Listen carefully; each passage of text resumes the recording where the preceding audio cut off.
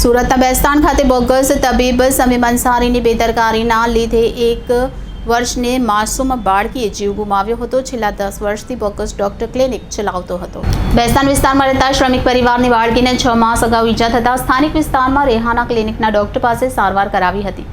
માસૂમ બાળકીનું તરત જ મોત નીપજ્યું હતું. બાળકીની સારવાર કરવામાં બોગસ ડિગ્રી ધારક ડોક્ટર સમીમ અંસારી જવાબદાર ઠર્યા હતા, જેના પગલે ભેસ્તાન પોલીસે બોગસ ડિગ્રી ધારક રેહાના ક્લિનિકના સમીમ અંસારી વિરુદ્ધ ગુનો નોંધીને ધરપકડ કરી હતી.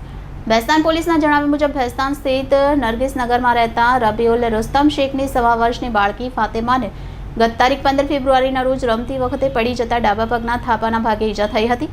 બાળકીને ઈજા થતાં વાલી નજીકની ગરીબ નવાઝ સોસાયટીમાં રહેતા ક્લિનિકમાં છે સમીમ સિરાજુદ્દીન અંસારી પાસે લઈ ગયા હતા, જ્યાં ડોક્ટરે બાળકીને 3 થી વધુ ઇન્જેક્શન આપીને થાપાના ભાગે એક ટાંકો લીધો હતો. તે સમયે બાળકીના મોઢામાંથી ચીસ નીકળી ગઈ હતી. દરમિયાન ડોક્ટર સમીમે સારવાર અર્થે અન્ય હોસ્પિટલમાં લઈ જવાનું કહેતા નવી સિવિલ હોસ્પિટલમાં ખસેડાઈ હતી, પરંતુ વધુ સારવાર મેળવે પહેલાં જ બાળકી ફાતેમાને મૃત જાહેર કરી હતી. ફાતેમાનું મોત નિપજતા તેણીનું ફોરેન્સિક પીએમ કરાવતા તેનું મોત ઇન્જેક્શન આપવાના કારણે થયું હોવાનો રિપોર્ટ આવ્યો હતો.